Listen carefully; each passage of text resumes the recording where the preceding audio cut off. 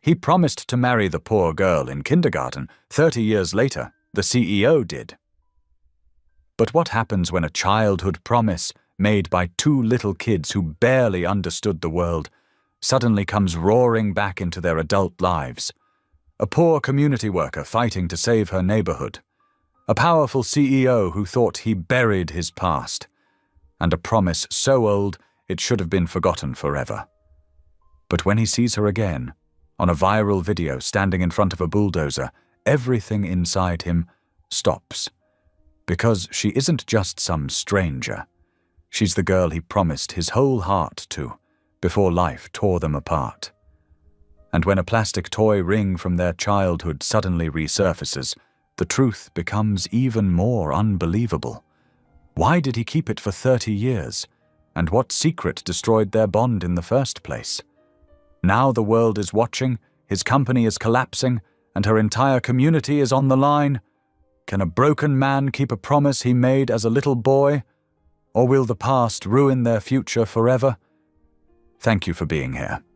If something in this story stayed with you, I'd love to see you again.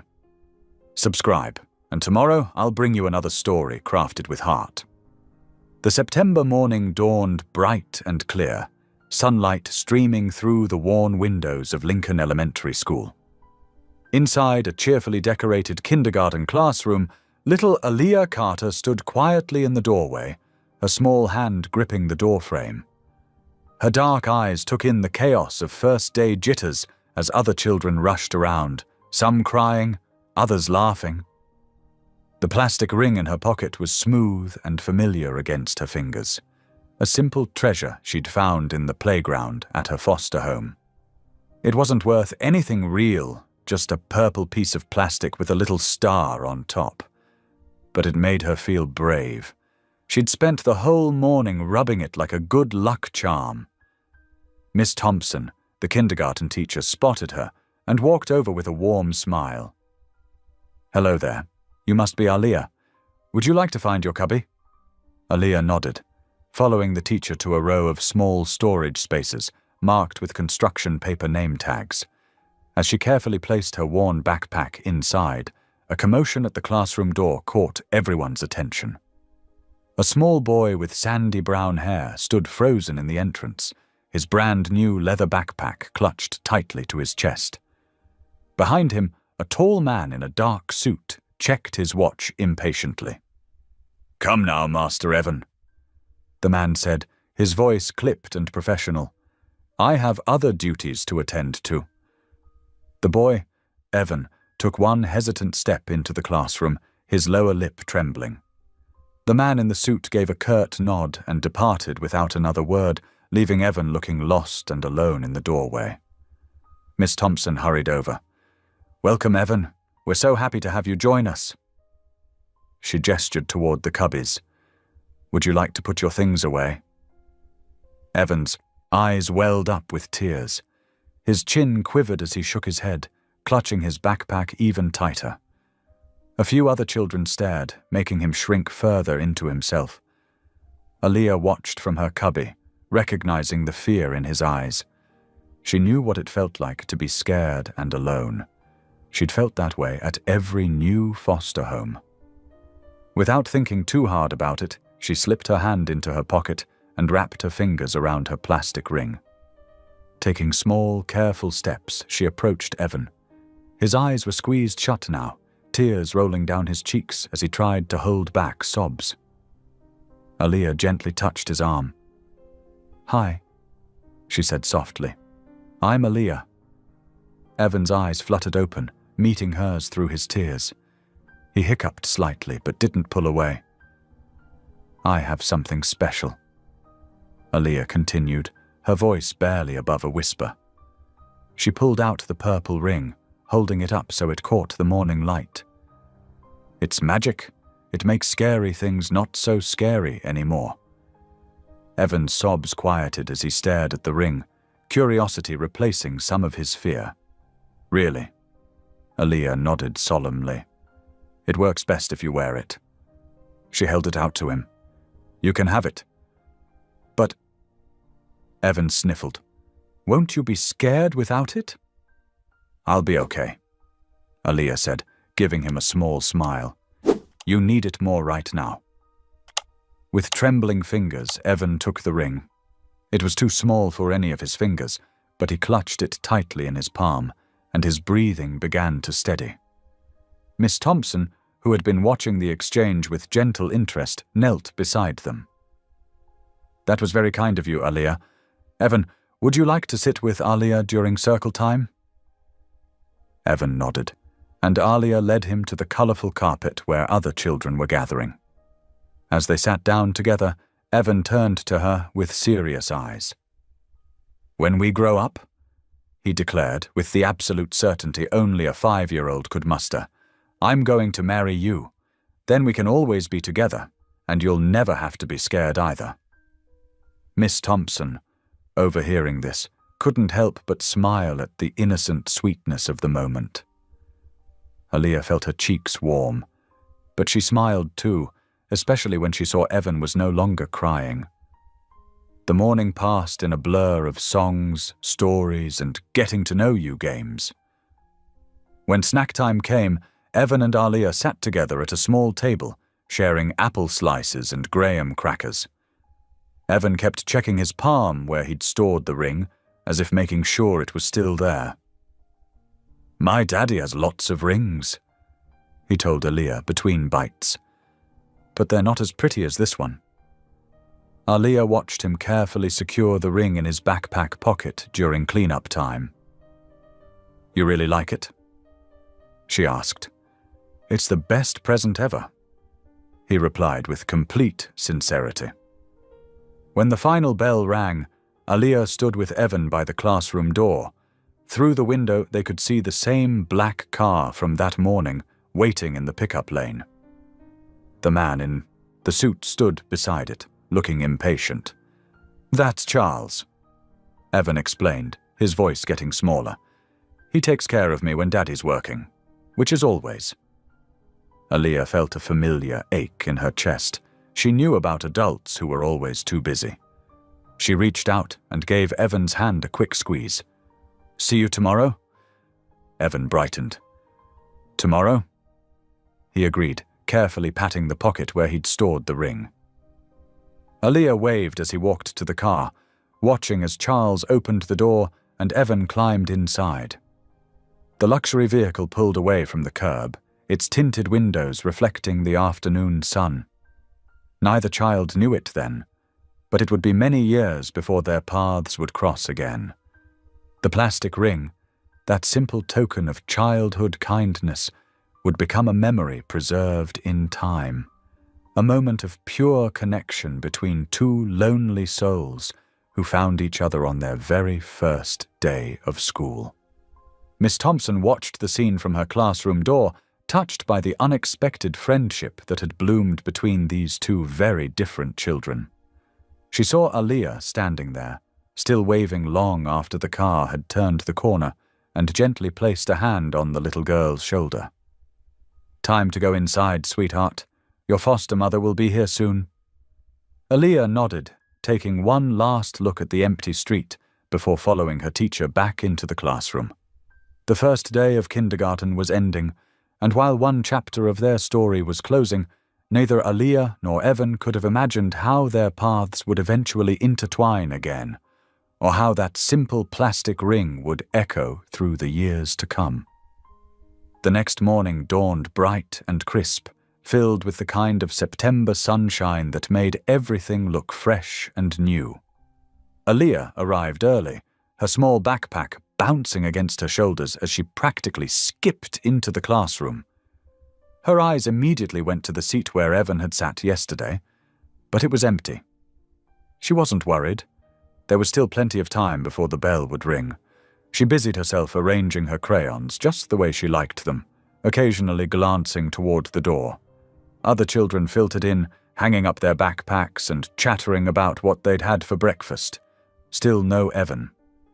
When the final bell rang and Miss Thompson closed the classroom door, Aaliyah's heart sank. The empty chair beside her seemed to grow bigger and bigger, making her feel smaller and smaller. During morning circle time, she couldn't focus on the alphabet song. her eyes constantly drifting to the classroom entrance. As the other children moved to their activity stations, Miss Thompson gently touched Aaliyah's shoulder. "Sweetheart, could you help me with something over here?" She led Aaliyah to a quiet corner by the reading nook, kneeling down so they were eye to eye. "Aaliyah," Miss Thompson began softly, "I need to tell you something about Evan." She paused, choosing her words carefully. "Evan won't be coming back to our class. His father decided to send him to a different school." Aaliyah's lower lip trembled. But he said he'd see me today. He promised." Miss Thompson's heart ached at the confusion and hurt in the little girl's voice. "Sometimes grown-ups make decisions that children don't understand. It's not because of anything you did wrong. You were such a good friend to Evan yesterday." But Aaliyah wasn't convinced. She replayed everything from the day before in her mind, wondering if she'd somehow messed up. Maybe she shouldn't have given him her ring. Maybe she'd talked too much during snack time. Maybe if she'd been a better friend, he would have stayed. "Can you tell him I'm sorry?" she asked in a small voice. Miss Thompson gathered her into a gentle hug. "Oh, sweetheart, you have nothing to be sorry for. Sometimes life takes people in different directions, even when we wish it wouldn't." Throughout the day, Aaliyah went through the motions of kindergarten activities, but her heart wasn't in it. During art time, she drew a picture of two stick figures holding hands, one wearing a tiny purple circle on its finger. She carefully folded the paper and tucked it into her pocket, just in case Evan came back. The next day, Aaliyah was the first to arrive again. She stood by the window, watching each car that pulled up, hoping to see the shiny black one that had dropped Evan off. But it never came. Days turned into weeks. Autumn leaves changed color and fell from the trees outside their classroom window.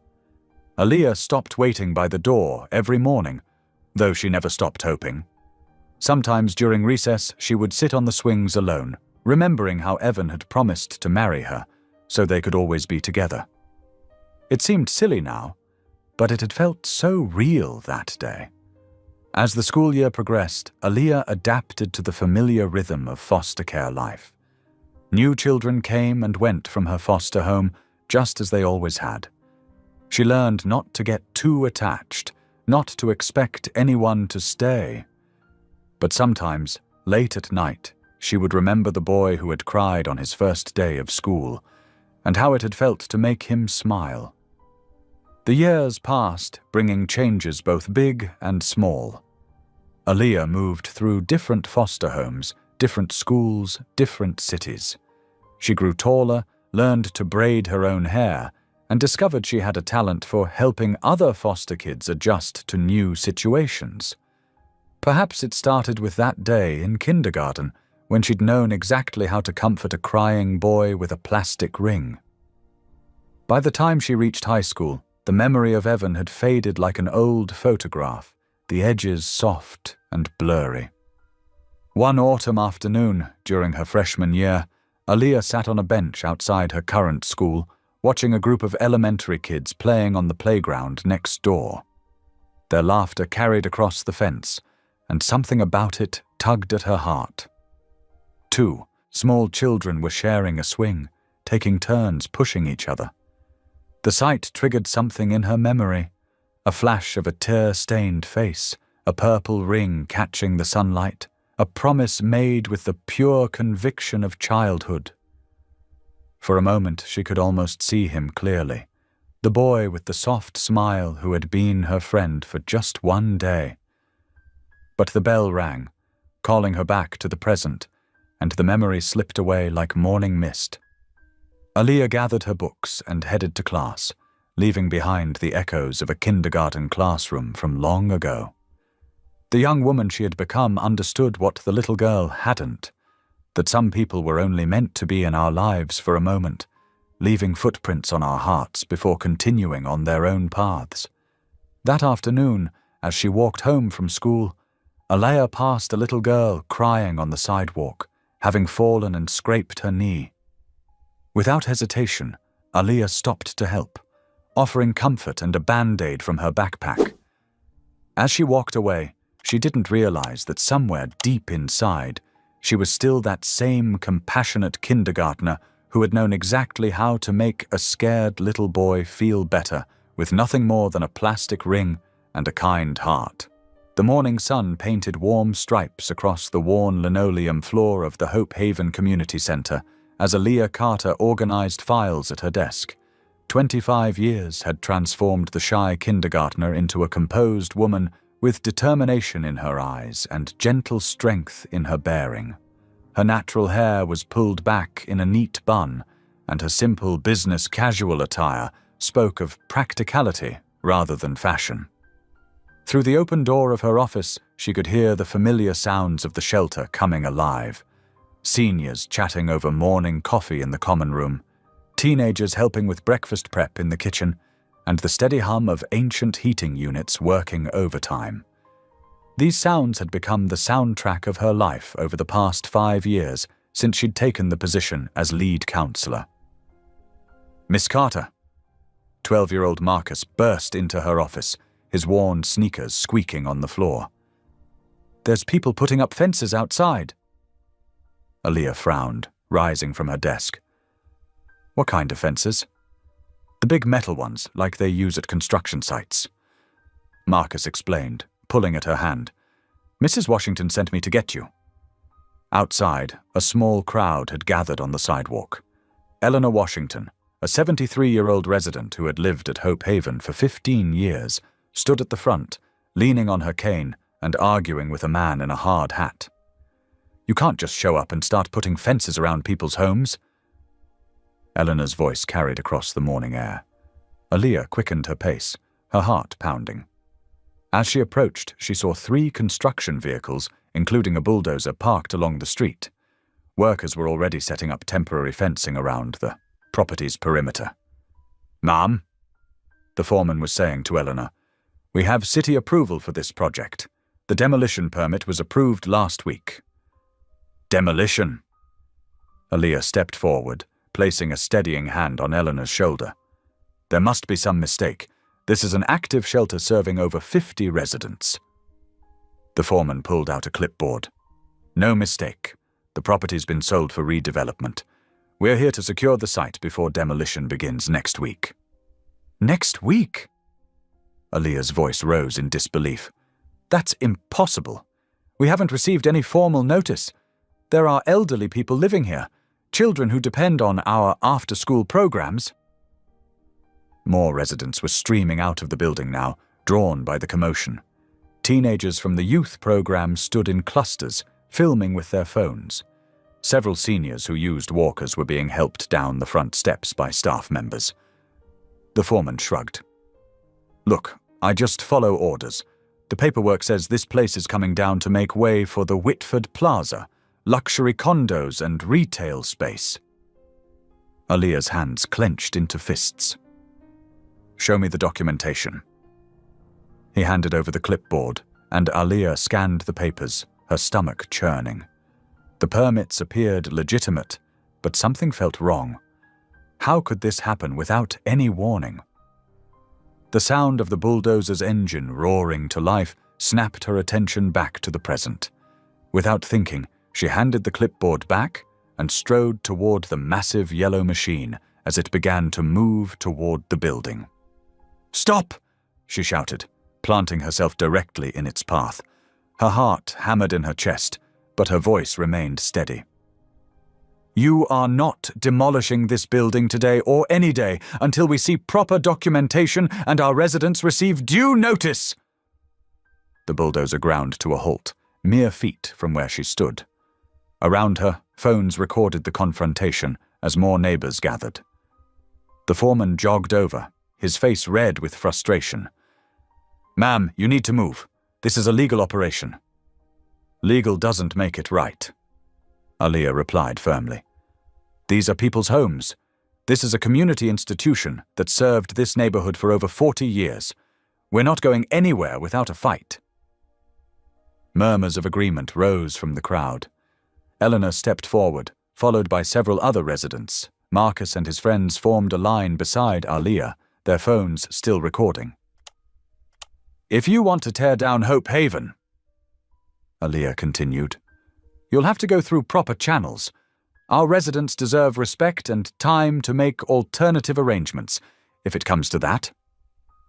The standoff lasted several tense minutes before the foreman finally signaled the bulldozer to back up. "Fine, we'll suspend operations today, but we'll be back. This project is happening whether you like it or not."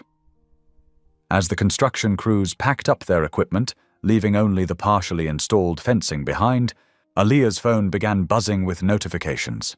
The videos were already spreading across social media, accompanied by hashtags like Save Hope Haven and Community Over Profit. The rest of the day passed in a blur of phone calls, impromptu meetings, and attempts to calm worried residents. By evening, Aaliyah had organized an emergency community meeting in the shelter's main hall. More than 100 people packed the space: residents, neighbors, local activists, and even a few news reporters. "We need legal representation," Maria Santos, a local business owner, pointed out during the discussion. "These developers think they can just steamroll over us because we're a low-income neighborhood." "I know some lawyers who might help pro bono," offered James Chen, another community leader. "But we'll need to move fast." For 3 hours they strategized, formed committees, and began building a resistance plan. Aaliyah's throat was raw from speaking, but she kept going, making sure everyone's voice was heard. This wasn't just about a building.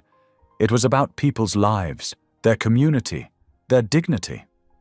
Finally, well past 10 o'clock, Aaliyah unlocked her apartment door just down the street from Hope Haven. She hadn't wanted to live far from the people she served, even when friends suggested she could afford a better neighborhood. This was her home. These were her people. She kicked off her shoes and collapsed onto her worn but comfortable couch, not even bothering to change out of her work clothes. Her phone continued buzzing. The video of her confrontation with the bulldozer had gone viral, being shared thousands of times across multiple platforms. Exhaustion swept over her as the adrenaline of the day finally wore off. But beneath the fatigue burned a fierce determination. Hope Haven had given her purpose, had shown her that family wasn't always about blood, but about choosing to stand together. She wouldn't let it be destroyed without a fight. As her eyes grew heavy, Aaliyah's last thoughts were of the faces she'd seen today. Eleanor's dignity, Marcus's youthful defiance, the worried looks of parents who depended on the after-school programs. She drifted off to sleep on her couch, unaware that among the thousands viewing her viral moment of resistance were eyes that would recognize her, eyes that hadn't seen her since a long-ago day in kindergarten when she'd given away a plastic ring to comfort a crying boy. The 40th floor boardroom of Whitford Technologies hummed with tension. Floor-to-ceiling windows offered a sweeping view of the city skyline, but Evan Whitford's attention remained fixed on the quarterly projections displayed on the massive screen before him. His fingers drummed silently against the polished mahogany table as Bradley Morton, head of real estate development, detailed their latest acquisition plans. "The Hope Haven site is particularly promising," Bradley was saying, gesturing to a map of proposed developments. "Once cleared, we can begin construction on the luxury condos immediately. Conservative estimates put our return on investment at—" A quiet knock interrupted him. Sarah Chen, Evan's executive assistant for the past 5 years, stepped into the room. Her usual composed expression showed hints of concern. "I apologize for the interruption, Mr. Whitford, but there's a situation requiring your immediate attention." Evan nodded slightly. "Excuse me, gentlemen." He stood, straightening his perfectly tailored suit jacket. "Please continue the presentation. I'll return shortly." In the privacy of his corner office, Sarah pulled up a video on her tablet. "This was filmed at the Hope Haven site an hour ago. It's already gone viral with over 50,000 shares." The footage began playing, showing a construction site with a yellow bulldozer advancing toward an old brick building. Then a voice rang out, clear, strong, and somehow achingly familiar. "Stop!" Evan's breath caught in his throat. Even before the camera panned to show her face, something deep within him recognized that voice. When it finally focused on her, a beautiful black woman in her early 30s, standing fearlessly before the bulldozer, his world tilted on its axis. "Aaliyah," he whispered, the name falling from his lips before his conscious mind could catch up. "Sir." Sarah looked at him quizzically. I know her." His voice sounded strange to his own ears. "From a long time ago." On screen, Aaliyah continued addressing the construction crew, her passion evident in every word. She was different from the shy 5-year-old he remembered, stronger, more confident, but her essential warmth and determination remained unchanged. "Pull everything you can find about Hope Haven and—" He paused, swallowing hard. "And about Aaliyah Carter. Her background, current role, everything." Sarah nodded efficiently, though curiosity flickered in her eyes. "And the board meeting, sir?" The board meeting. Reality crashed back in. Evan straightened, composing himself. "Give me 2 minutes." Back in the boardroom, Bradley was detailing demolition schedules. "We can have the site cleared by end of week if we move quickly. These protest situations tend to escalate if we don't act decisively." "Stop the demolition." Evan's voice cut through the discussion like a blade. "I'm sorry?" Bradley blinked in confusion. "But sir, we've already invested—" "I said stop it. All work at Hope Haven is suspended indefinitely." Evan's tone left no room for argument. "Issue a statement acknowledging community concerns and our commitment to dialogue. Have legal review all documentation related to the project. I want to know exactly how we acquired this property and what promises were made." The board members exchanged worried glances. Richard Blackwood, the eldest board member and a friend of Evan's father, cleared his throat. "Evan, my boy, this is highly irregular. The shareholders elected me CEO because I know when to change course." Evan interrupted coolly. "We're stopping the demolition. That's final." Hours later, long after the board members had departed and the office lights had dimmed, Evan sat alone at his desk. His computer screen displayed article after article about Hope Haven and its fierce defender. Aaliyah Carter, community counselor, former foster child, graduate of the State University with honors in social work, recipient of local leadership awards. The articles painted a picture of a woman dedicated to serving others who had transformed her own difficult experiences into a mission to help those in need. His eyes kept returning to the video, paused on her face. 25 years had passed since that first day of kindergarten, yet he could still feel the weight of that plastic ring she'd given him, still remember how her simple act of kindness had cut through his loneliness. The ring itself was long gone, probably lost in one of the many moves between private schools after his father had yanked him from public education. But the memory remained, crystallized in his mind. Her gentle smile, a tiny hand holding out that treasure to make a crying stranger feel better. Evan leaned back in his chair, rubbing his tired eyes. The city lights twinkled beyond his window, and somewhere out there, Aaliyah was probably still working, still fighting for her community. He thought about the life she'd built, the strength she'd shown, while he'd followed the path laid out by his father. Prestigious schools, impressive acquisitions, perfect appearances masking inner emptiness. Sleep began to creep over him as the hour grew late, but he couldn't bring himself to leave. Instead, he dozed off at his desk, the computer screen still displaying Aaliyah's determined face as she stood against the bulldozer, defending her community with the same compassion she'd once shown a lonely little boy. Morning sunlight glinted off the chain-link fence surrounding Hope Haven as Aaliyah rubbed her tired eyes. She'd been up until 2 in the morning with community organizers, planning their next steps. Her coffee hadn't kicked in yet, but determination kept her standing straight as she surveyed the temporarily halted construction site. A sleek black car pulled up to the curb, its engine purring quietly before falling silent. Aaliyah tensed, expecting another corporate lawyer with threatening paperwork. The back door opened, and a tall man in an expertly tailored suit stepped out. Something about his careful movements tugged at her memory, but exhaustion clouded her thoughts.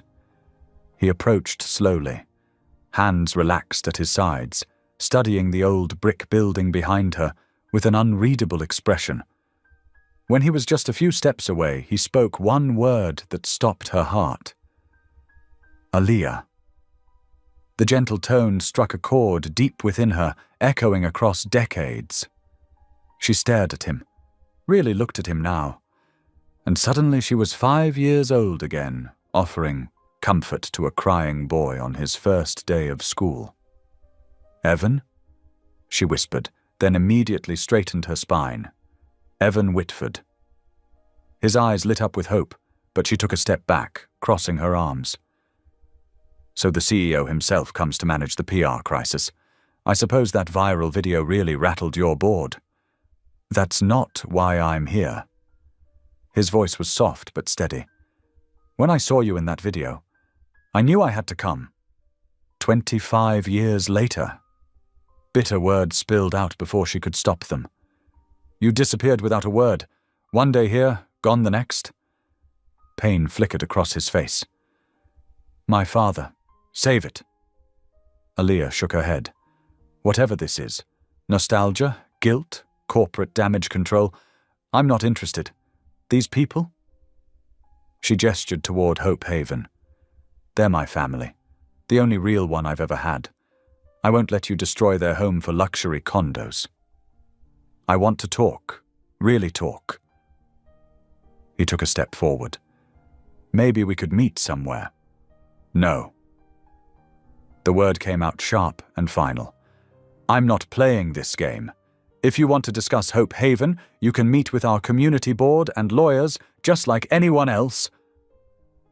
Before he could respond, her phone buzzed, another crisis needing her attention. I have to go. Please don't come here again. She turned away, refusing to acknowledge the hurt in his eyes. Across town, in the climate-controlled basement of Whitford Tower, 2 archivists carefully sorted through boxes of Maxwell Whitford's personal effects. The late CEO's sudden death had left years of accumulated belongings to catalogue. More financial records. Sighed Marcus, setting aside another folder. Wait. Lisa lifted a small wooden box from beneath some papers. This is different. Opening it revealed a child's treasures, a handful of colorful marbles, a worn baseball card, and, nestled in one corner, a small plastic ring, its once bright surface now dulled with age. Following standard procedure, Lisa photographed the contents before repacking them. The image was automatically uploaded to the catalog system, triggering a notification on Evan's phone. He was reviewing construction permits when the message arrived.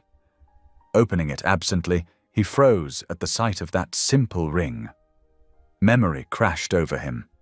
Small hands offering comfort, a child's promise, his father's rage upon discovering where he'd been enrolled. Cancel my afternoon, he told his assistant, already heading for the elevator. All of it. In the archive room, he handled the ring with trembling fingers. How had it survived? He remembered his father confiscating it, remembered crying himself to sleep that night. Now here it was, preserved among his father's supposedly important possessions.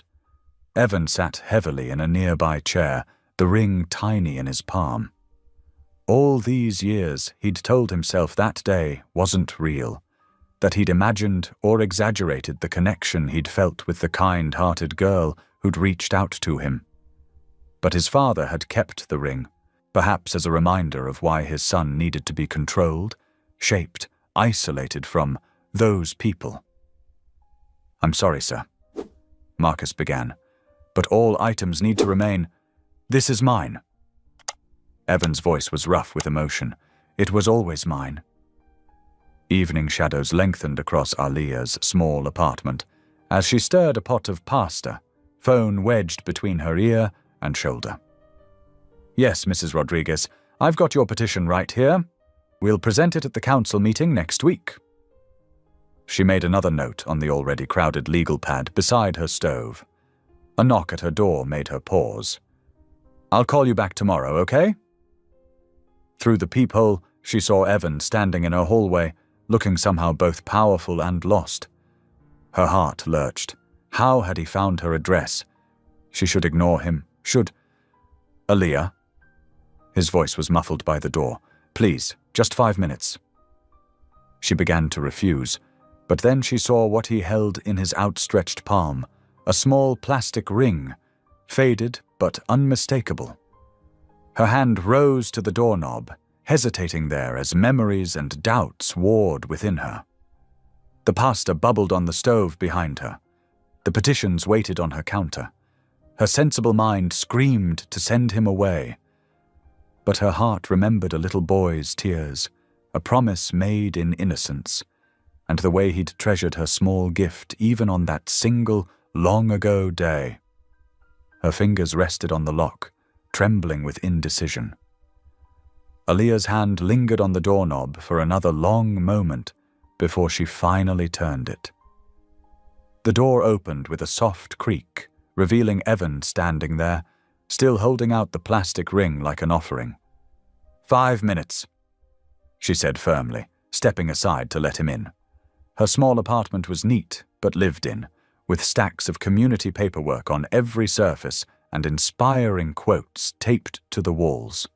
The smell of cooking pasta filled the air. Evan's expensive suit looked out of place against her worn furniture, but he didn't seem to notice as he carefully sat at her kitchen table. Your stove, Alia muttered, turning to remove the boiling pot before it overcooked. I remember how you gave me this, Evan said quietly, setting the ring on the table between them. I was crying, terrified, and you just came over and made everything better. Alia kept her back turned, focusing on draining the pasta. We were 5 years old, and the next day I was gone. His voice caught. My father, when he found out where I'd been enrolled, he was furious, called it social experimentation, said no son of his would attend a public school. She finally turned to face him, arms crossed. And that was it? 25 years of nothing? I fought him. Evan's fingers traced the ring's worn surface. Cried. Begged. But I was 5 and he swallowed hard. He controlled everything, sent me to private schools, monitored my friends, planned my whole life. The only thing he couldn't take was this ring, because he never found where I'd hidden it. Then how? It was in his personal effects. The archivists found it today. Evan looked up, meeting her eyes. He kept it all these years, probably as a reminder of why he needed to keep such a tight grip on me. Alia slowly sat across from him, her defenses wavering at the raw pain in his voice. I checked the door every morning for weeks. She admitted. I thought I'd done something wrong. God, no. Evan reached across the table instinctively, then pulled back. You were the only real friend I'd ever had, even if it was just for one day. She stared at the ring, memories washing over her. I used to imagine you'd come back. Even after I went into foster care, I'd make up stories about why you left, what you were doing. She shook her head. Eventually, I mostly forgot. Until I saw you today. When I saw that video. Evan leaned forward. Before I even saw your face clearly, I knew it was you. Your voice, your determination to protect others. You haven't changed. Neither of you, she said softly. Still that quiet, thoughtful boy, just in an expensive suit now. A ghost of a smile crossed his face. The suit's new, The rest. He gestured to the ring. Some things stay with you. They talked for hours, their coffee growing cold as Evan shared stories of his isolated childhood, his father's demanding presence, and his internal struggles to live up to impossible expectations. Aaliyah spoke of foster homes, of finding purpose in helping others, of building a family among the community she served. When Evan finally left that night, the ring remained on her table, a bridge between past and present. The next morning, Aaliyah arrived at Hope Haven to find Evan already there, dressed in jeans and a work shirt, examining the vandalized fence. "What are you doing?" she asked, watching community members eye him suspiciously from the shelter's windows. "Helping fix what's broken." He held up a handful of tools. "I may be CEO now, but I still remember which end of a hammer to hold." She couldn't help smiling. "You don't have to do this. I want to." His expression grew serious. "I want to understand this place, these people. No corporate agenda, no PR moves, just understanding." Throughout the day, Aaliyah watched as Evan worked steadily, replacing broken boards and reinforcing weak spots. When elderly Mrs. Martinez brought out lemonade for the volunteers, he sat on the porch steps with her, listening intently to her stories of the neighborhood's history. Later, a group of kids from the after-school program gathered to watch him work. Instead of shooing them away, he showed them how to safely use basic tools, praising their efforts when they helped hold boards in place. "He's not what I expected," admitted Marcus, one of the shelter's regular volunteers, as they observed Evan patiently teaching a young girl how to use a level. "No," Aaliyah said softly. "He's not." As the sun began to set, casting long shadows across the repaired fence, Evan offered to walk Aaliyah home. They strolled slowly through the cooling evening air, their conversation flowing naturally between memories and present concerns. "Thank you," she said suddenly, stopping under a streetlight. "For today, for being real with these people. They're remarkable." Evan's voice was warm, just like their protector. The air between them crackled with unspoken emotions, decades of what-ifs and might-have-beens. "Good night, Evan," Aaliyah said finally, climbing the steps to her building. "Good night, Aaliyah." Later that night, Aaliyah lay in her bed, staring at the ceiling fan's lazy circles. The plastic ring sat on her nightstand, its presence both comforting and unsettling. She thought of Evan's gentle patience with the shelter kids, so at odds with his corporate image, the way his eyes still crinkled when he smiled, just like when they were 5. The warmth of his shoulder brushing hers as they walked home. Across town, in his penthouse apartment, Evan sat on the edge of his king-sized bed, his thoughts full of Aaliyah's fierce dedication, her careful way of listening, how the sunset had painted her face in gold as they walked. His expensive sheets felt empty somehow, his success hollow compared to the rich community she'd built. Neither slept much that night, their minds spinning with possibilities neither dared to voice. The past and present intertwined, and somewhere between memory and hope, 2 hearts began to remember what they'd recognized all those years ago, the simple truth of belonging. The morning sun had barely touched the shelter's brick facade when Evan's car pulled up. Unlike yesterday, he arrived dressed casually in a soft blue sweater and khakis, looking more like a neighborhood volunteer than a CEO. Mrs. Martinez, already unlocking the front door, raised her eyebrows in surprise.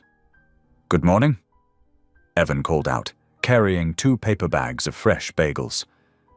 "I thought I'd help with breakfast, if that's okay." Inside the shelter's well-worn kitchen, Evan rolled up his sleeves and got to work. He arranged fruit on serving trays while elderly residents shuffled in, drawn by the smell of coffee. Mr. Thompson, a former jazz musician in his 80s, watched curiously as Evan moved around the kitchen with unexpected ease. "You've done this before, haven't you?" Mr. Thompson asked, accepting a steaming mug. Evan smiled softly. My grandmother taught me to cook. Before she passed, we'd spend Sunday mornings making breakfast together. He paused, remembering. It was the only time my father couldn't interrupt with business calls. When Aaliyah arrived an hour later, she stopped in the doorway, struck by the scene before her. Evan sat at a table with 3 elderly residents, leaning in to hear Mrs. Chen's story about immigrating from China 50 years ago. His face showed genuine interest, asking thoughtful questions and laughing at all the right moments. He's been here since dawn, Marcus whispered, appearing beside her. Made sure everyone got hot coffee and fresh fruit. Who knew a big-shot CEO could scramble eggs? Aaliyah watched as Evan gently touched Mrs. Chen's hand when she grew emotional describing her late husband. There was nothing calculated about the gesture, just pure empathy. By mid-morning, the shelter's younger residents began arriving for various programs. 10-year-old Destiny, usually shy around newcomers, gravitated toward Evan during reading time. She thrust her favorite book into his hands and climbed onto his lap without hesitation. Will you do the voices? She asked hopefully. I'll try my best, Evan replied, opening the worn copy of Where the Wild Things Are. Soon other children gathered around, drawn by his animated storytelling. Aaliyah observed from the doorway as he brought the characters to life, his face lighting up at their delighted reactions. Something tugged at her heart, a dangerous feeling she quickly tried to suppress. During lunch break, Evan found her in the office, sorting through donation records. Can I ask you something? He said quietly, settling into a chair.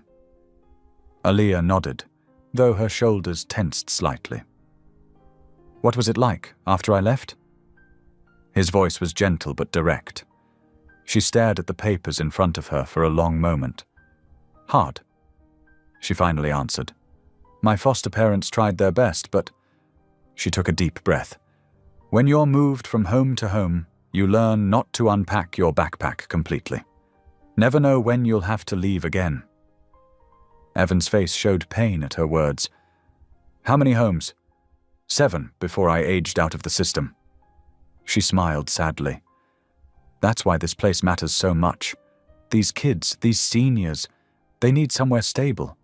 Somewhere that feels like home. And you? Evan asked softly. Where's home for you? Aaliyah met his gaze. I built it here, in this community. It's the first place I didn't feel temporary. Throughout the afternoon, Evan continued helping wherever needed, fixing a leaky faucet, carrying boxes of donations, even joining an impromptu dance session with the senior exercise group. Each time Aaliyah glanced his way, she found him fully immersed in whatever task he was doing, never checking his phone or looking impatient. As evening approached, community members began arriving for the neighborhood campaign meeting. They filled the shelter's main room with folding chairs and determined faces. Evan took a seat quietly beside Aaliyah, not speaking, but radiating steady support. She led the meeting with practiced confidence, discussing legal strategies and fundraising options. When someone mentioned the demolition company, Evan raised his hand. I've already issued a permanent stop work order, he stated simply. And I'd like to offer pro bono legal support from our corporate team for whatever next steps you decide. The room buzzed with surprised whispers. Aaliyah felt warmth spread through her, chest at his words, at the way he said, "You decide," instead of taking control. After the meeting, they walked together through the cooling night air. Aaliyah told him about her first day working at the shelter, how terrified she'd been of failing the people who needed her. But you didn't fail them, Evan said softly. You became their champion. Sometimes I still feel like that scared kid, she admitted, afraid of letting people down. I know that feeling. He shook his head ruefully.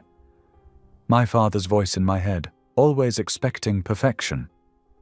Something about his honest vulnerability made Aaliyah laugh, a real, unguarded sound that surprised them both.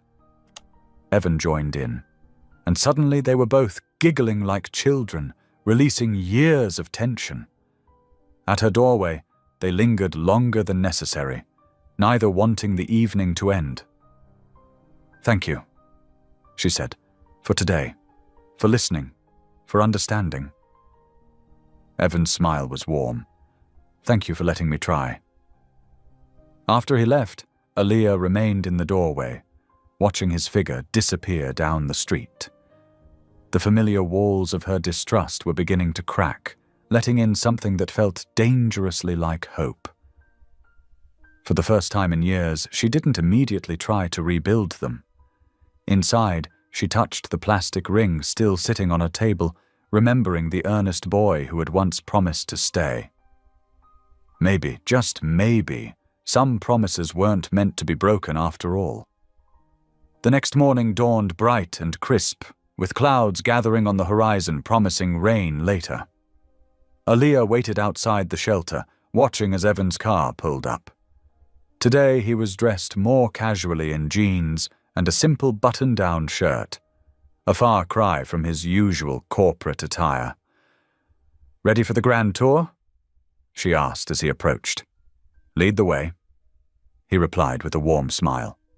They started down Mason Street, where Aaliyah pointed out buildings that had stood for generations. "This whole area was built by working-class families," she explained, gesturing to the brick facades. "See those decorative tiles? Local artists made those during the Great Depression, people helping people, even when times were tough." They passed a small park, where children played on aging equipment. The shelter started as a community center back in 1948. Aaliyah continued. It was one of the first integrated spaces in the city. People from all backgrounds came together here when that was practically unheard of. Evan listened intently, occasionally asking questions that showed genuine interest. When they reached Harrison Avenue, Aaliyah stopped in front of a boarded-up storefront. "This used to be Mr. Chen's grocery," she said softly. "He gave food to families who couldn't afford it, never asked for anything in return. Development forced him out last year." She turned to face Evan directly. "Every building here has stories like that. Lives built, connections made, communities formed." Understanding dawned in Evan's eyes. "I never thought about it that way," he admitted. "In the boardroom, everything's just numbers on spreadsheets, profit margins, market analysis. We never discuss the human cost." Thunder rumbled overhead as they made their way back to the shelter. The first heavy drops began falling just as they reached the entrance. Inside, they found Mrs. Rodriguez, one of the senior residents, placing buckets to catch water leaking through the roof. "It's getting worse," she said, pointing upward where water was seeping through a crack in the ceiling. Without hesitation, Aaliyah headed for the maintenance closet. "Come on," she called to Evan. "Time to earn your volunteer stripes." Soon they were up on the roof, armed with tarps and sealant. Rain pelted them as they worked to patch the leaking section. Evan's expensive shirt was soaked through, but he didn't seem to care as he held the tarp steady for Aaliyah. A particularly strong gust of wind sent a spray of water into their faces, making them both sputter. Aaliyah couldn't help laughing at Evan's startled expression, his usually perfect hair plastered to his forehead. His laughter joined hers, echoing across the rooftop. As they finished securing the last corner, the rain began to ease. Evan reached into his pocket, pulling out something small that caught the emerging sunlight. "I've been carrying this everywhere lately," he said, opening his palm to reveal the plastic ring. "Do you know why I kept it all these years?" Aaliyah shook her head, her heart beating faster. "My father gave me everything money could buy," Evan continued, his voice thick with emotion. "Designer clothes, expensive toys, the best education. But this This was the first thing anyone ever gave me just because they wanted to make me happy. No agenda, no expectations, just pure kindness. Aaliyah felt tears welling up in her eyes, mixing with the raindrops on her cheeks. For so long, she'd built walls around her heart, protecting herself from the pain of abandonment. But standing here with Evan, those walls began to crumble. "I thought you'd forgotten," she whispered. "Never," he replied softly. "Not really." They made their way back inside, where the smell of cooking filled the air. The community potluck was getting underway, tables being set up with an array of dishes. Without discussing it, they fell into sync, working together to help organize the event. Aaliyah would start a task, and Evan would instinctively know how to complete it. She'd reach for a stack of plates, and he'd already be there with the napkins. When Mrs. Rodriguez asked for the green bean casserole, they both pointed to it at the same time, then shared a knowing smile. "The cornbread needs," Aaliyah began. "Butter," Evan finished, already heading to the kitchen. Throughout the evening, they moved around each other in an effortless dance, serving food, clearing plates, making sure everyone had what they needed. Community members noticed their synchronized movements, exchanging meaningful glances and hiding small smiles. As the potluck wound down, Aaliyah and Evan found themselves standing outside in the cool evening air. The storm had left everything feeling fresh and clean, stars peeking through breaks in the clouds above. Neither seemed eager to say goodnight, both aware that something had shifted between them during this rain-soaked day. They stood in comfortable silence, shoulders nearly touching, watching the last streaks of sunset paint the sky in soft purples and blues. The plastic ring sat between them on the railing, a small symbol of where their story had begun and where it might lead. The morning sun cast long shadows across the neighborhood as residents began setting up tables and hanging banners for the upcoming block party. Aaliyah stood in the center of it all, clipboard in hand, directing volunteers with gentle authority. "We'll need these tables lined up along Madison Street," she explained, gesturing to a stack of folding tables, "and the stage needs to go near the shelter entrance." When Evan arrived, dressed casually in jeans and a plain blue t-shirt, Aaliyah noticed several residents tense up. She quickly assigned him what seemed like minor tasks, organizing name tags, arranging chairs, but he approached each one with complete dedication. "These need to be alphabetical?" he asked, carefully sorting through the stack of name tags. "I can create a color-coding system for different activities too, if that would help." Ms. Jenkins, who had earlier voiced concerns about his presence, watched with growing curiosity as Evan meticulously arranged everything, stopping occasionally to help elderly residents with heavy lifting or reaching high places. Throughout the morning, more people arrived to help with preparations. Children darted between the adults, testing the chalk art stations and asking endless questions about the face painting booth that would open in 2 days. "Mr. Evan," little Marcus called out, tugging on Evan's shirt. "Can you help us test the ring toss game, please?" Aaliyah paused her work to watch as Evan spent 20 minutes showing the neighborhood kids how to aim properly, celebrating each successful throw with high fives and genuine enthusiasm. By late afternoon, most of the preliminary setup was complete. Evan had worked steadily, his expensive watch forgotten as he helped string banners, move equipment, and solve logistical problems. His quiet competence and willingness to take direction from others gradually began winning people over. "You know," Mrs. Rodriguez said to Aaliyah as they watched him help an elderly man set up his food booth, "maybe he's not so bad after all." As the sun began to set, Evan approached Aaliyah, wiping sweat from his forehead. "Have you eaten? There's this little place around the corner. Tony's. The owner was telling me about their homemade pasta while we were setting up his booth."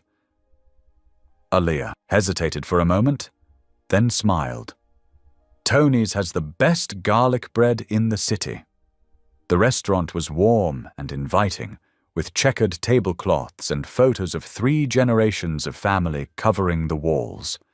They settled into a corner booth, the familiar comfort of the place helping Aaliyah relax. "So," Evan said after they'd ordered, "tell me about little Aaliyah. What did you love doing as a kid?" She stirred her water with the straw, thinking. "I used to collect rocks," she admitted with a laugh. "Every foster home I went to, I'd gather interesting ones from the yard. It was something constant, you know, something I could take with me." Evan's eyes softened. "Do you still have any of them?" "Just one, a piece of rose quartz I found the day I moved into my last foster home, the one where I finally stayed until aging out." She paused. "What about you? What did little Evan do for fun in that big house?" "Honestly, I built elaborate pillow forts in my room," he said, grinning. "The staff would find me asleep in them, surrounded by books. It drove my father crazy, said it wasn't dignified." Their conversation flowed easily through dinner, sharing stories about favorite teachers, embarrassing moments, and childhood dreams. When their dessert arrived, a massive slice of tiramisu to share, Evan reached across the table. "You've got a little," he said softly, gently brushing a stray crumb from her cheek. His touch lingered for just a moment, and Aaliyah felt warmth spread across her face. The drive home was quiet, comfortable. Evan parked and walked her to her door, their steps slow, neither wanting the evening to end. Under the porch light, he moved closer, his hand lifting to cup her face. Aaliyah's heart raced as he leaned in, but then he pulled back, his eyes full of emotion. "Good night, Aaliyah," he whispered, squeezing her hand before turning to leave. The next morning arrived bright and clear, perfect weather for the block party. Music filled the air as residents began arriving, carrying homemade dishes and setting up their stations. Children ran excitedly between game booths, while parents chatted near the food tables. Aaliyah took the stage mid-morning to speak about the shelter's importance. "This building isn't just brick and mortar," she said, her voice strong and clear. "It's a home, a sanctuary, a place where hope lives and grows." Throughout the day, the celebration continued. Seniors taught young children traditional dances, teenagers ran the face-painting booth, and neighbors who had lived next door to each other for years finally stopped to really talk. Evan moved through it all with quiet grace, helping wherever needed, learning everyone's names, listening to their stories. He joined in 3-legged races with the kids, served food to elderly residents, and even attempted double Dutch jump rope at the children's insistence. As evening approached, strings of lights flickered to life overhead, casting a warm glow across the street. Music played softly in the background, old soul classics that had couples swaying together on the makeshift dance floor. Evan found Aaliyah near the dessert table, gently took her hand, and led her to a quiet corner away from the crowd. His other hand slipped into his pocket, and he began to lower himself to one knee. The string lights twinkled overhead as Evan guided Aaliyah away from the bustling crowd. His hand was warm in hers, and his eyes held a mix of nervousness and determination. The music drifted softly around them, an old Motown love song that made the moment feel even more special. Just as Evan began to lower himself to one knee, his phone erupted with a series of sharp buzzes. He tried to ignore it, but the vibrations continued insistently. Aaliyah could see the conflict on his face as he reluctantly pulled the device from his pocket. "I'm so sorry," he whispered, quickly scanning the screen. His expression fell, the joy draining from his features. This isn't good." Before Aaliyah could ask what was wrong, 2 men in expensive suits pushed through the crowd. Their presence felt jarring against the casual, festive atmosphere of the block party. The music seemed to fade as people turned to stare. "Mr. Whitford," the taller executive said sharply. "Your presence is required at headquarters immediately. The board has called an emergency meeting." The shorter man stepped forward, his voice low but firm. "This isn't a request, Evan. The situation is critical." Evan stood frozen for a moment, looking between Aaliyah and the executives. The plastic ring weighed heavily in his pocket as he struggled with his decision. Finally, his shoulders slumped slightly. "Aaliyah, I'm so sorry," he said, his voice thick with regret. "I need to handle this. I promise I'll explain everything soon." He squeezed her hand once before following the executives to a waiting car. The block party's cheerful mood deflated like a punctured balloon. People whispered in small groups, shooting concerned glances at Aaliyah. She stood rooted to the spot, watching the car's taillights disappear around the corner. Later that night, as Aaliyah was getting ready for bed, her phone chimed with a news alert. Her stomach dropped as she read the headline, "Tech CEO under fire, internal memo reveals possible misconduct." Someone had leaked a company document suggesting Evan had misused corporate resources and betrayed shareholder trust by halting the shelter's demolition. She barely slept, tossing and turning as worry gnawed at her. When dawn finally broke, she was startled by loud knocking at her door. Through the window she could see a crowd of reporters on her small front lawn, cameras and microphones at the ready. "Ms. Carter?" they called out. "Is it true you manipulated Evan Whitford to gain control of valuable real estate? Sources say you used your past connection to influence his business decisions. Care to comment?" Aaliyah's hands shook as she pulled the curtains closed. The accusations were ridiculous, but she could see how easily the media was twisting their story.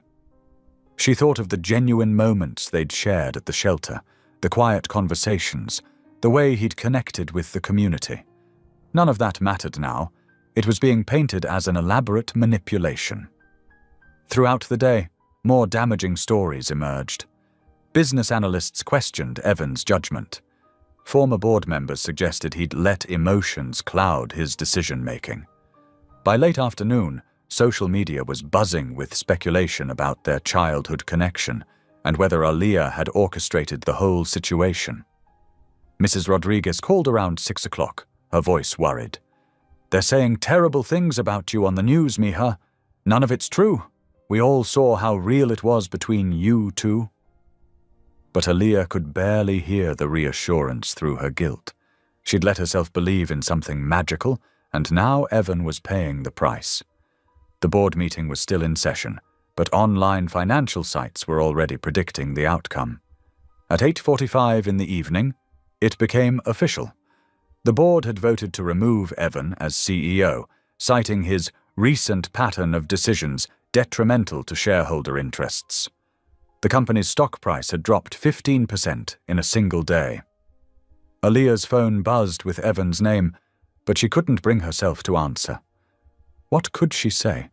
She'd destroyed everything he'd worked for just by letting him back into her life.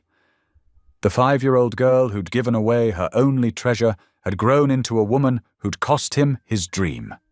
Across town, Evan stood alone outside the corporate headquarters he'd helped build. The building's lights were dim, most employees having gone home hours ago. In his hand, he held the plastic ring, the symbol of the purest promise he'd ever made. Security guards watched uncomfortably as he stared up at the darkened windows, his shoulders straight despite everything he'd lost. The ring caught the faint glow of streetlights as he turned it over in his palm.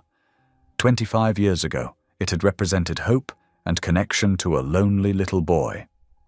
Now, as he stood in the growing darkness, it meant something even more precious, a chance to choose love over fear, truth over power, and the courage to keep a promise made in childhood innocence. The elevator doors opened silently as Evan entered his penthouse apartment. The space stretched before him, all gleaming surfaces, modern art, and floor-to-ceiling windows showcasing the city lights below. But tonight, it felt more like a museum than a home. Empty, sterile, unfamiliar. He placed his keys on the marble counter with a quiet click and pulled the plastic ring from his pocket. Walking to his dining table, a massive piece of glass and steel that could seat 12, but had never hosted more than business associates, he set the ring in the center. The small circle of painted plastic looked absurdly out of place among the luxury surrounding it. Evan sank into one of the leather chairs, his tie loose around his neck, and stared at the ring. Hours ticked by on his expensive wall clock as the city's lights twinkled beyond his windows. He hadn't just lost his position at the company he'd built from the ground up.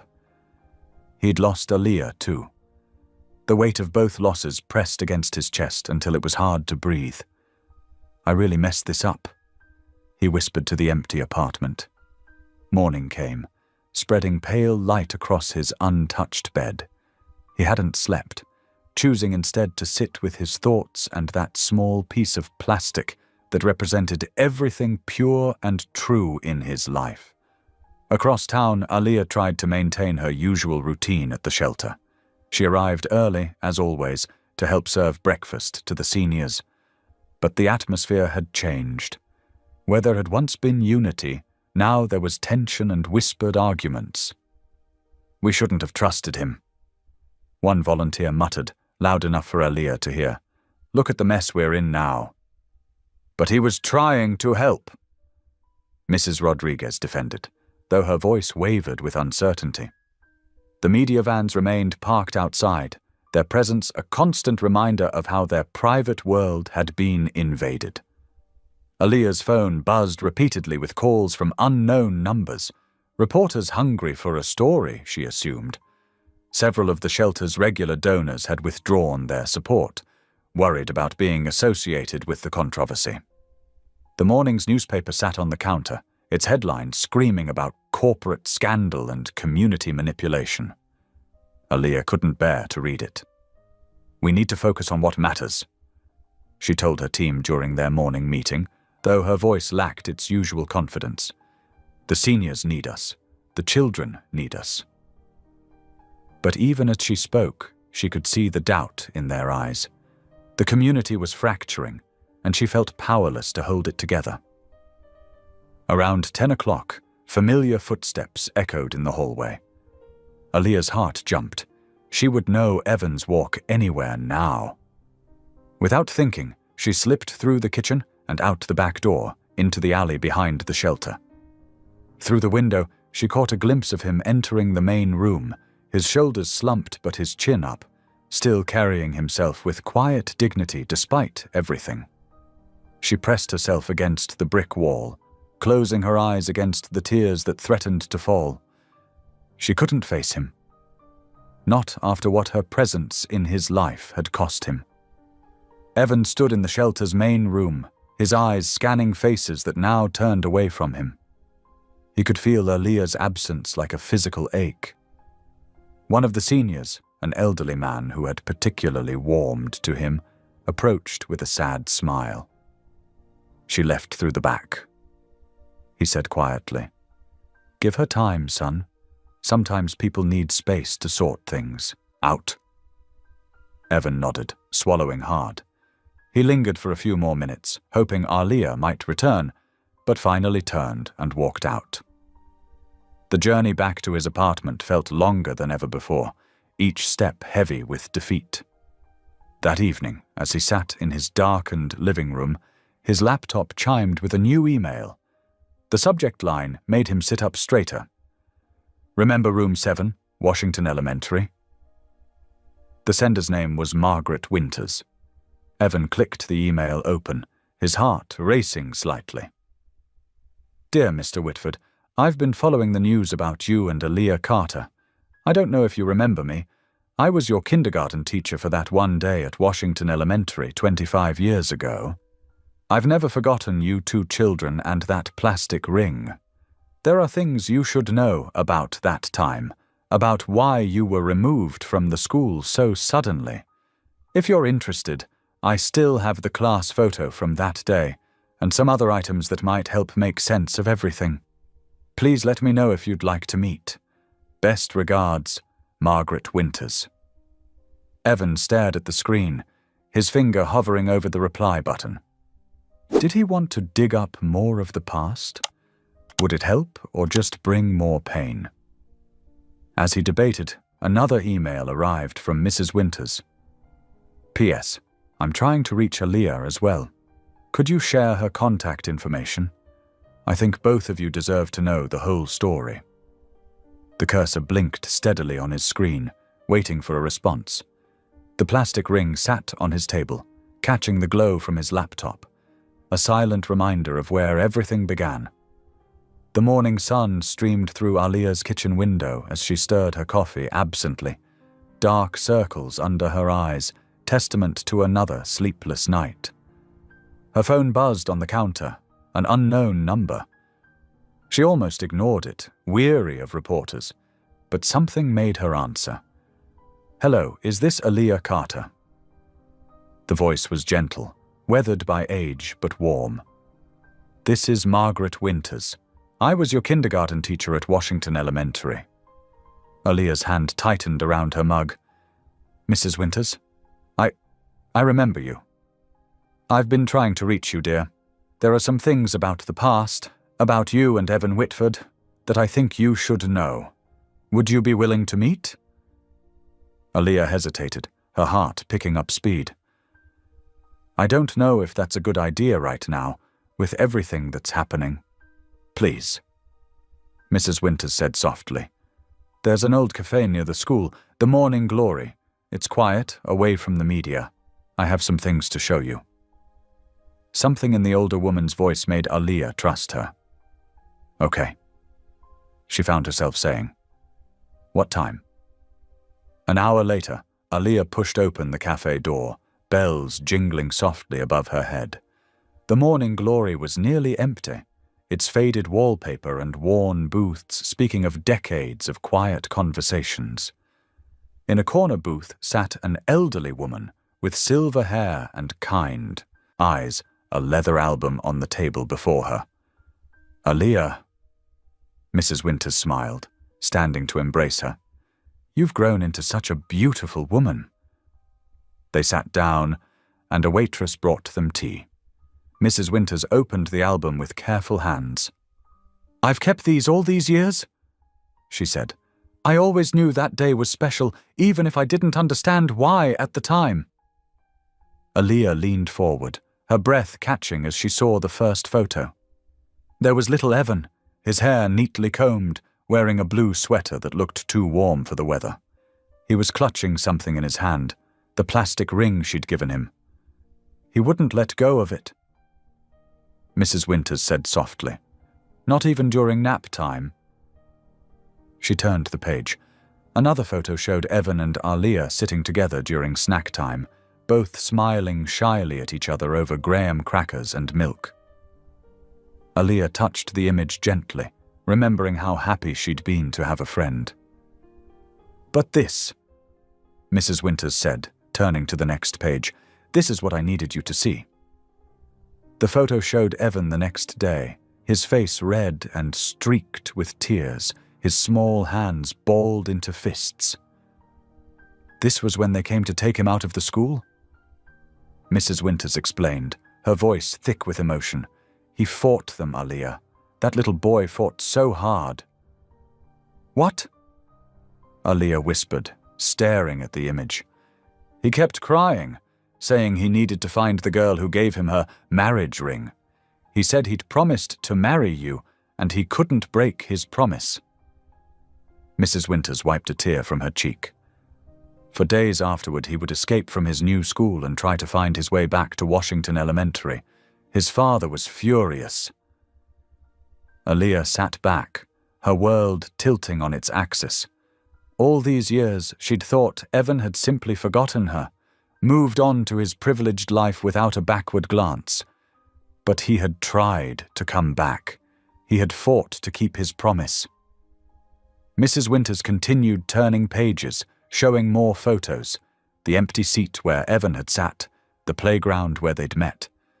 I tried to tell his father how cruel it was, separating two children who'd formed such a beautiful connection. But Maxwell Whitford wouldn't listen. He said his son needed to learn early that some relationships were beneath their family. Beneath their family? Aaliyah repeated, her voice barely audible. It was wrong, what they did to both of you, Mrs. Winters said firmly.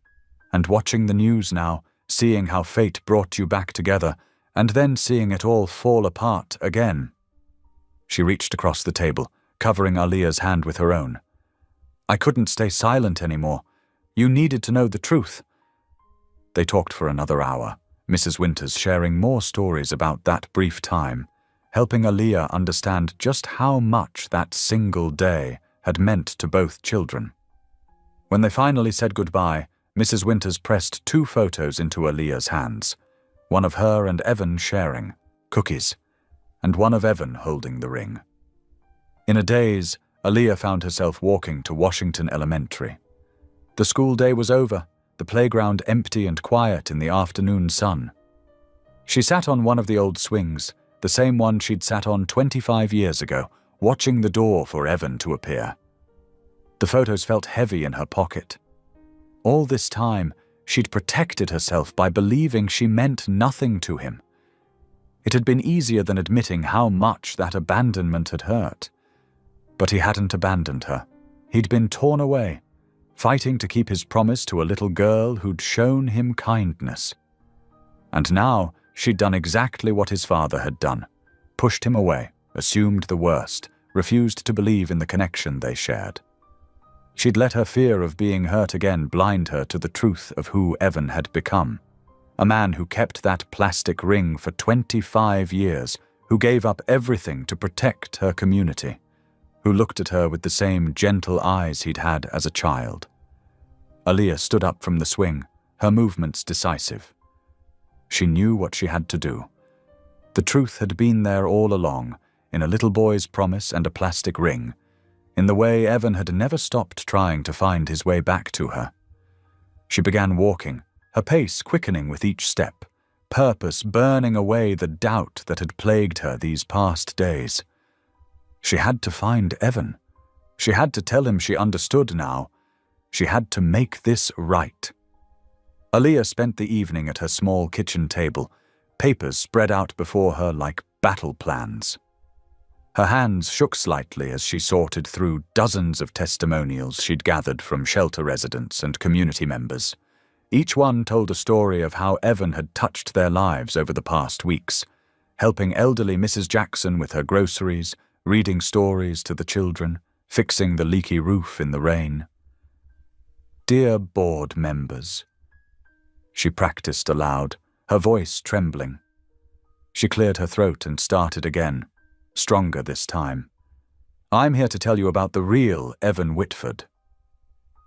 The clock ticked past midnight, but sleep felt impossible. She rehearsed her speech until the words blurred together, trying to find the perfect way to make them understand. This wasn't just about saving Evan's job. It was about showing them the man she'd finally allowed herself to see. At 5:30 in the morning, Aaliyah stood at the bus stop, wearing her best blazer and clutching a worn leather folder. The early morning air was crisp, and her breath came out in small clouds.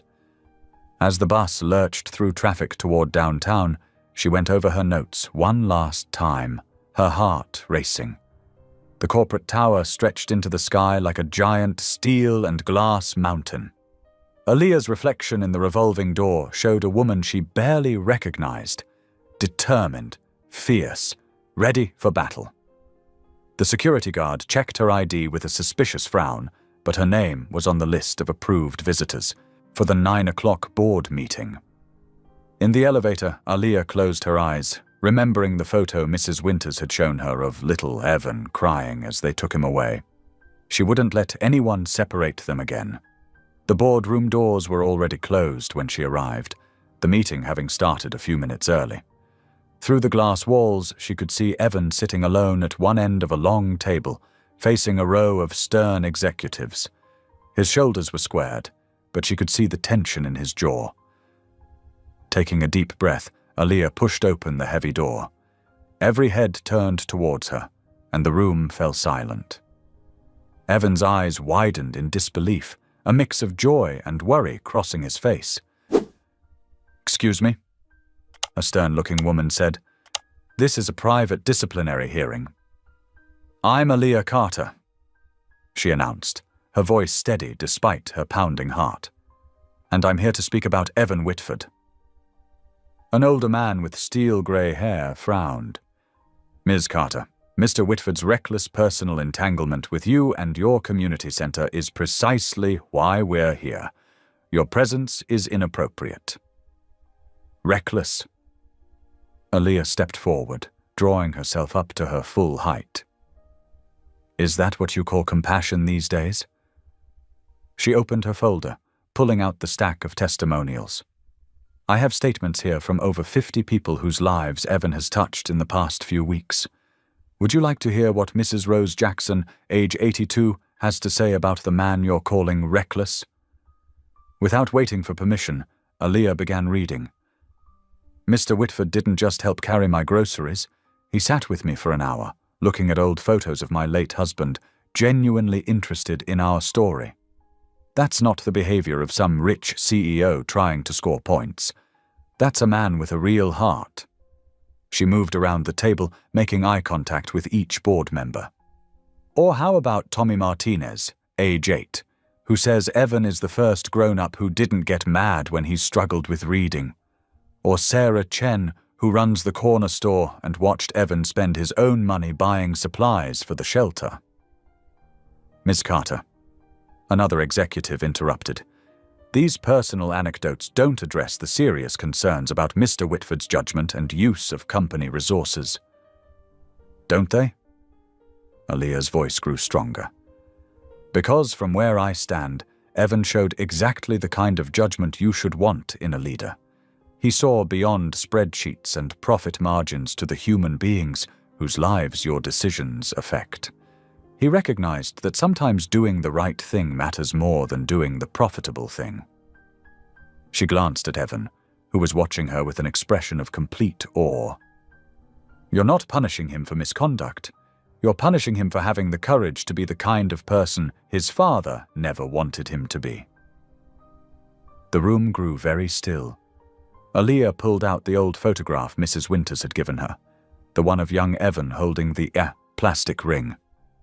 "25 years ago, a little boy made a promise to always be kind, to always do what's right. You're sitting here today because that boy grew into a man who kept his promise." Her voice softened, but remained clear and firm. "If you want to fire someone for showing integrity, for demonstrating real leadership, for proving that business and humanity can coexist, then go ahead.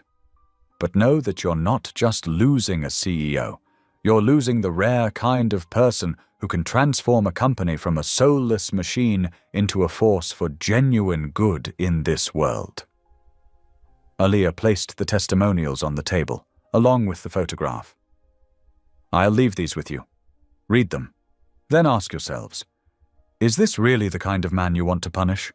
Or is he exactly the kind of leader you need?" The silence that followed was absolute. Board members exchanged uncertain glances. Evan sat perfectly still, his eyes never leaving Aaliyah's face. The tension in the room was electric, charged with the weight of her words and the truth they carried.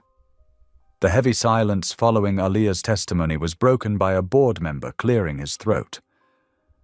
"Ms. Carter, you mentioned corruption in the redevelopment project. Could you elaborate?" Aaliyah pulled out another folder. "During my research into the shelter's history, I discovered irregular payments between shell companies tied to your development subsidiary. The demolition contract was awarded to a firm that doesn't exist except on paper." She laid out document after document. "There's more. Environmental impact studies were falsified, community feedback sessions were never actually held, and historical preservation requirements were circumvented through bribes." The board members huddled together, whispers growing increasingly concerned. The stern woman who had initially dismissed Aaliyah now looked ashen. After several minutes of hushed discussion, The grey-haired man stood up. In light of these troubling allegations, we'll need to pause these proceedings for a thorough investigation. He straightened his tie nervously. Ms. Carter, we'll require copies of all your documentation. Word spread quickly. By the time Aaliyah stepped out of the boardroom, reporters had already gathered in the lobby below. Through the floor-to-ceiling windows, she could see camera flashes and a growing crowd of journalists. She heard footsteps behind her and turned to find Evan following her into the hallway. His eyes were red-rimmed, his usually perfect suit slightly rumpled. They stood there for a moment, the weight of everything between them hanging in the air. "You came," he said softly, his voice rough with emotion. "I had to." Aaliyah's hands trembled slightly. "I couldn't let them punish you for being the person I always knew you were." Evan took a step closer. "Aaliyah, that day at the block party?" "I know." She interrupted, tears welling up. "I know what you were going to do, and I ran away because I was terrified." "Of me?" She shook her head, wiping her eyes. "Of believing in something that seemed too good to be true. Every time I've trusted someone, they've left. My parents, foster families, everyone. When those executives showed up and you had to leave, it felt like kindergarten all over again." "I never wanted to leave you." Evan's voice cracked. "Not then, not now. My father, he saw us together that day and decided I needed to be somewhere more suitable for a Whitford. I cried for weeks. I kept that plastic ring until the day he finally took it away." "Mrs. Winters showed me the photos," Aaliyah said. "She told me how you kept asking about me." Evan reached for her hand, his touch gentle. "You were the first person who ever showed me real kindness, who saw me as just Evan, not a Whitford. When I recognized you in that video, it felt like the universe giving me a second chance." "And I pushed you away," Aaliyah whispered, guilt heavy in her voice. "You were protecting yourself. But Aaliyah..." He stepped closer, taking both her hands in his. "You don't have to protect yourself from me. That little boy who promised to marry you, he meant every word. And the man standing here now, he's been falling in love with you all over again, watching you fight for your community, seeing your strength and your heart." Tears spilled down Aaliyah's cheeks. "When you left the block party, I convinced myself I'd ruined your life, that I'd been foolish to think someone like you could really want someone like me." "Someone like you?" Evan's voice was fierce. "You mean someone brilliant, compassionate, and brave? Someone who stands up to bulldozers and corporate boards?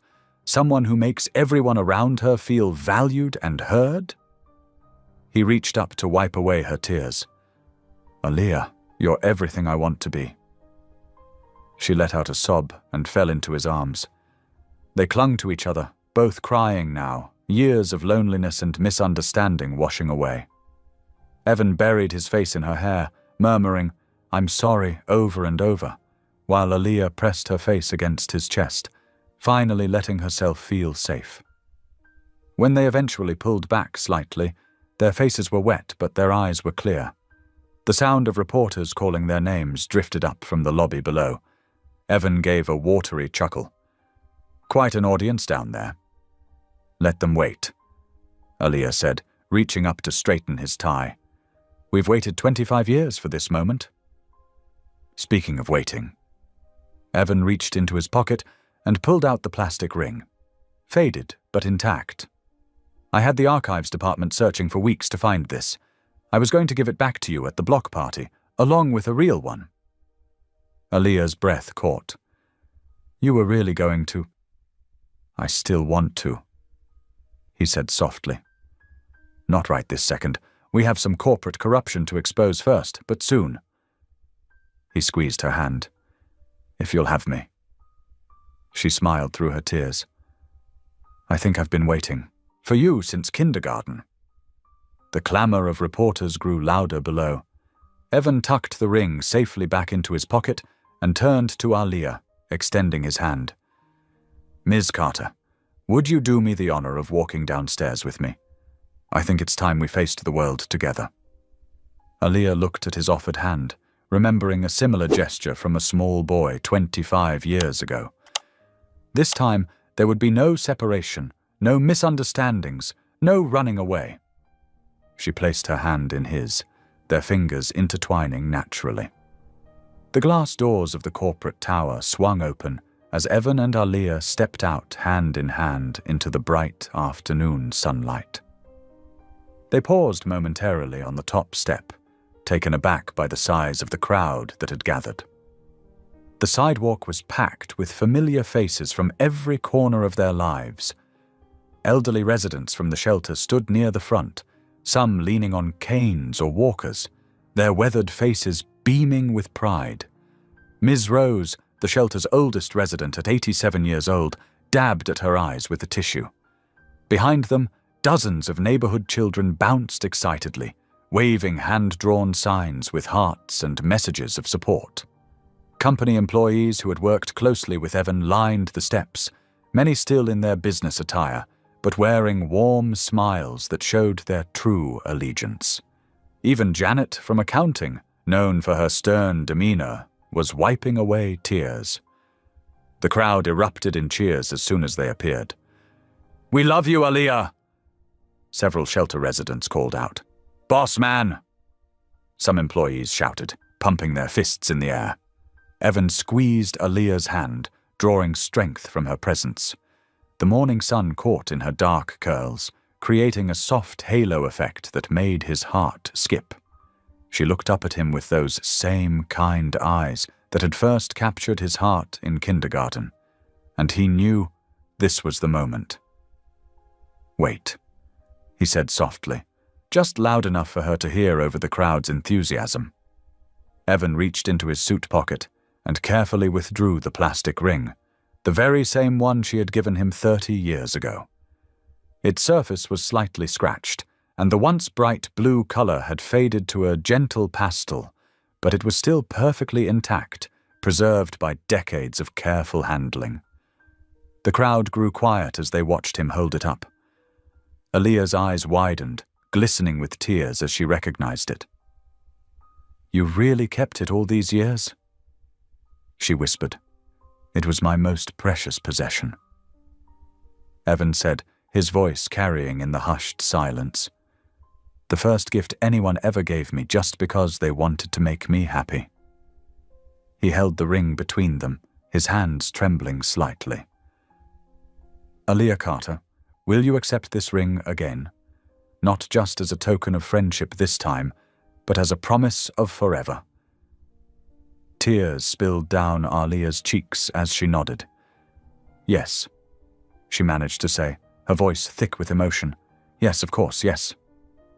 With infinite tenderness, Evan slipped the plastic ring onto her finger. It was a perfect fit, just as it had been when they were children. The crowd erupted in cheers and applause, but the couple barely noticed, lost in their own world of shared memories and renewed promises. Then Evan reached into his other pocket and pulled out a small velvet box. "I have something else for you too," he said, opening it to reveal a stunning engagement ring. The diamond caught the sunlight, sending rainbow reflections dancing across Aaliyah's face, but what made her gasp wasn't the stone's beauty. It was the way Evan had arranged it. The plastic ring lay nestled next to the diamond ring in the velvet lining, the two pieces displayed side by side as equals. "They belong together," Evan explained, his voice full of emotion. "Just like us. The past and the present, the promise and its fulfillment." He carefully lifted the diamond ring. "Will you wear this one too?" "Together," Aaliyah agreed, her smile radiant through her tears. "Always together." Evan slipped the diamond ring onto her finger next to the plastic one, and the crowd's cheering reached new heights. Reporters' cameras flashed rapidly, capturing the moment from every angle. Someone started singing "At Last," and others quickly joined in. Ms. Rose made her way forward, supported by 2 other shelter residents. "I knew it," she declared, her voice quavering but proud. "I told everyone that boy was special the first day he showed up to help serve breakfast. You can't fake a good heart." Little Maria, one of the shelter's youngest residents, broke free from her mother's grasp and ran up the steps to hug Aaliyah's legs. "Does this mean Mr. Evan is staying forever?" she asked hopefully. Aaliyah lifted the girl into her arms, sharing a loving look with Evan. "Yes, sweetheart. Mr. Evan is staying forever." The corporate employees began to chant Evan's name, showing their support for their former CEO. Several board members who had witnessed Aaliyah's testimony stood at the edges of the crowd, their expressions thoughtful as they watched the scene unfold. Evan wrapped his arm around Aaliyah's waist, pulling her close. The plastic ring and diamond ring caught the light together as she reached up to touch his face. Their lips met in a kiss that had been 30 years in the making, sweet and sure and full of promise. The crowd's cheers swelled around them, a joyful celebration of love that had endured separation, misunderstanding, and time itself to finally find its way home. As they held each other close, both rings glinting on Aaliyah's finger, they knew that some promises were meant to last forever, especially those made with plastic rings and pure hearts on the first day of kindergarten. The following days brought a gentle settling, like dust motes finding their place in afternoon sunlight. The media storm that had swirled around Evan and Aaliyah gradually calmed, replaced by a steady rhythm of purposeful work and quiet joy. On a crisp Monday morning, Evan stood before his former board one final time. His resignation letter was brief but clear, reflecting the same integrity that had marked his entire career. As he placed his company badge on the polished conference table, several board members avoided his gaze, still processing how their hasty judgments had nearly destroyed something precious. "I wish you all the best," Evan said simply, then walked out with his head held high. That same afternoon, he signed the papers establishing the Whitford Community Foundation. The mission statement, crafted with Aaliyah's input, was elegantly straightforward. Preserving spaces that preserve communities. Their first act was to transfer ownership of the shelter property into a protected trust, ensuring it would remain a sanctuary for generations to come. "You're sure about this?" Aaliyah asked as they sat in their new shared office, surrounded by moving boxes and fresh paint smell. "Running a foundation is different from running a corporation." Evan smiled, reaching across their desks to take her hand. "I've never been more sure of anything, except asking you to marry me, of course." The shelter flourished under their combined leadership. Aaliyah's deep understanding of community needs paired perfectly with Evan's business acumen. They expanded services, added after-school programs, and started a job training center. The old building seemed to glow with renewed purpose, its worn brick walls containing more hope than ever before. Ms. Rose, the shelter's eldest resident at 87 years old, took particular delight in teasing Aaliyah about their engagement. 30 years and counting, she would say with a mischievous twinkle in her eye. "Must be some kind of record." "Good things take time, Ms. Rose," Aaliyah would reply, laughing as she helped the older woman with her morning crossword puzzle. Ms. Rose would respond, pretending to be serious. "At this rate, I'll be dancing at your wedding from my heavenly cloud." One particularly beautiful afternoon, as golden autumn light filtered through the shelter's windows, Evan appeared in Aaliyah's office doorway. He wore that soft smile she had first fallen in love with in kindergarten, now somehow even more endearing on his adult face. "Take a walk with me?" he asked, holding out his hand. Aaliyah glanced at her desk calendar, covered in meeting notes and program schedules. Now, he confirmed. "The foundation won't collapse if we disappear for an hour." She took his hand, letting him lead her out into the peaceful afternoon. They walked slowly, enjoying the familiar neighborhood sights. The corner store where Mr. Johnson always gave neighborhood kids free candy, the small park where local artists painted murals, the community garden that supplied fresh vegetables to shelter residents. As they turned onto their old elementary school street, Aaliyah's heart quickened. The building had been converted into a community center years ago, but it still held the essence of their shared beginning. Children's artwork decorated the windows, and the sound of an after-school program drifted from the playground. Evan guided her through the front doors, nodding hello to the center's director. They climbed the worn stairs to the second floor, their footsteps echoing in the quiet hallway. When they reached their old kindergarten classroom, Aaliyah paused in the doorway, overwhelmed by memories. The room was different now, used for adult education classes and community meetings, but the bones were the same. The large windows still let in streams of sunlight, the wooden floor still creaked in certain spots, and the old chalkboard still dominated the front wall. Evan walked to the board and picked up a piece of chalk. His handwriting was deliberate as he wrote two simple words: "Promise kept." Aaliyah moved closer, her heart full. The plastic ring on her finger caught the late afternoon light, its faded blue surface somehow more beautiful for all the years it had witnessed. She reached up and kissed Evan's cheek, letting her lips linger against his skin. "Thank you," she whispered. "For what?" "For being the one person in my life who never broke a promise." Evan turned to face her fully, taking both her hands in his. The sunlight streaming through the windows wrapped around them like a warm embrace, turning the dust motes into tiny dancing stars. "Thank you," he replied softly, "for being the first person who ever showed me what love looks like." They stood together in that golden moment, surrounded by the echoes of their shared past and the bright promise of their future. The plastic ring and diamond ring glinted side by side on Aaliyah's finger, physical reminders of a connection that had endured 3 decades of separation only to emerge stronger. In that warm classroom glow, they were both 5 years old again, the shy little girl offering comfort to a crying classmate, the lonely little boy making a promise he would spend his life keeping. They were also fully, beautifully present, the woman who had never stopped fighting for her community, the man who had found his way back to his true purpose. Their love story had begun in this very room, with a plastic ring and a child's promise. Now, standing in the same space 30 years later, they were ready to write their next chapter together. Thank you for being here.